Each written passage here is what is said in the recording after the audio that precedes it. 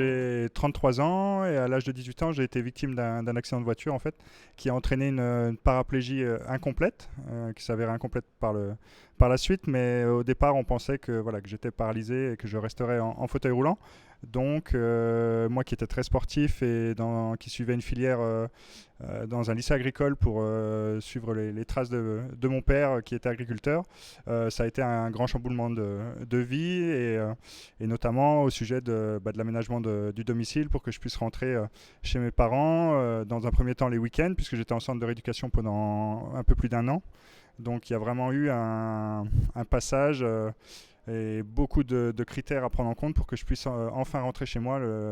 les premiers week-ends et puis ensuite imaginer une nouvelle vie à l'époque où on pensait que je resterais en fauteuil roulant. Donc maintenant, si j'ai la chance de remarcher, c'est une problématique qui est toujours restée un peu ancrée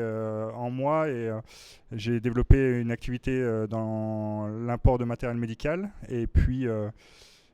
avec toujours cette idée en tête qu'il y avait un problème pas réglé en France par rapport à l'aménagement du domicile et puis au retour à domicile après un accident comme celui-là, ou une maladie pour d'autres personnes. Et c'est comme ça que j'ai rencontré Isabelle Larochette qui était justement en train de créer le réseau de la Cour au Jardin et qui avait cette sensibilité à aussi pouvoir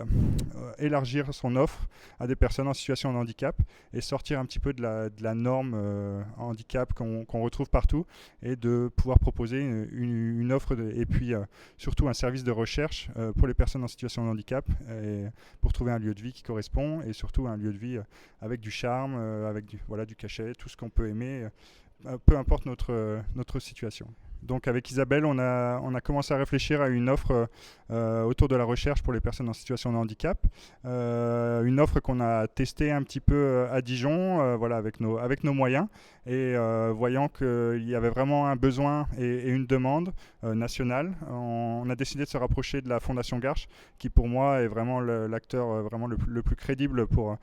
la formation et puis de nos agents, donc qui va commencer à partir du mois de novembre. Et il y avait vraiment une cohérence à travailler avec eux puisqu'ils sont confrontés tous les jours justement à ces problématiques de retour à domicile. Et c'est vrai qu'on souhaitait vraiment devenir une passerelle pour eux pour le retour à domicile et les accompagner à la sortie de l'hôpital.